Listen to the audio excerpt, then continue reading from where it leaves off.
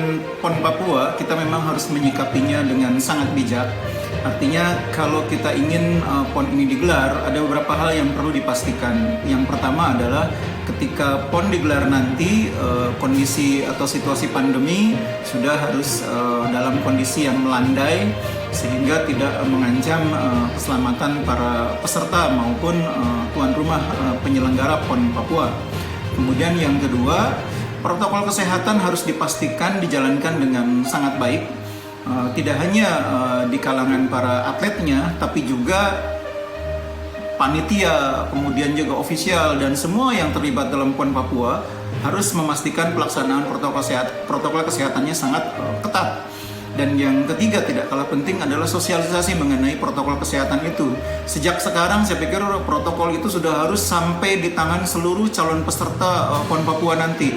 Apa yang harus mereka persiapkan, apa yang akan mereka hadapi di sana, bagaimana mengantisipasi potensi penularan dan sebagainya, sudah harus disosialisasikan dengan sangat baik.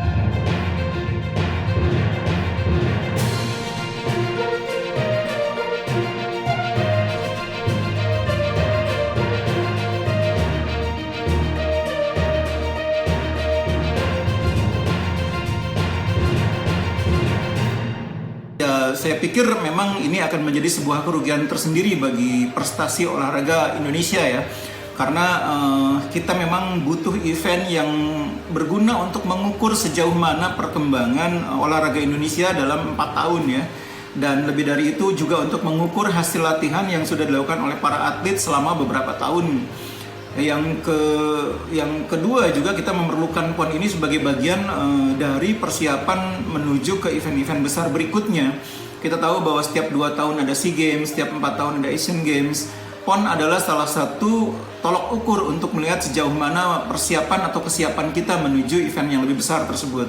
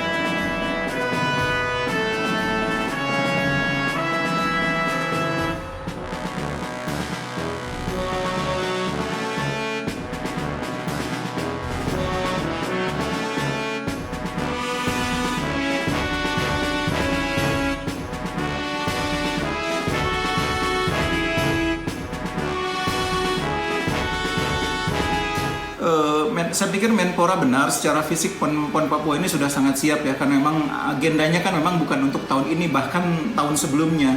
Jadi kalau secara fisik memang sudah sangat siap, sehingga saya pikir penting memang untuk memastikan agar semua persiapan yang sudah dilakukan dengan sangat baik tersebut dapat menghasilkan sebuah penyelenggaraan event yang juga baik ya. Faktor keamanan saya pikir juga sudah dipertimbangkan secara matang. Dan kalau sampai diputuskan bahwa PON Papua digelar, artinya aspek keamanan sudah dianggap dapat ditangani, sehingga pelaksanaan event insya Allah bisa berjalan dengan aman, dengan nyaman.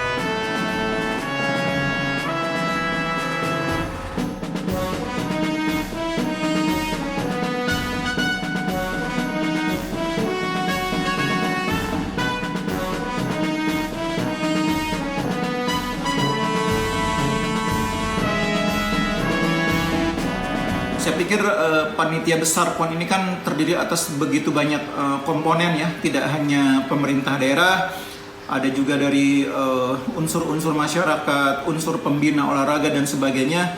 Ya, saya pikir mereka bisa bahu-membahu untuk membantu mengatasi persoalan sakitnya Gubernur Papua saat ini. Mudah-mudahan Gubernur Papua bisa segera pulih kesehatannya sehingga bisa memimpin kembali panitia besar PON Papua, karena memang sangat dibutuhkan kehadiran beliau sebagai pemimpin lokal, dan kehadirannya saya pikir akan menjadi inspirasi bagi seluruh panitia yang lain di Papua.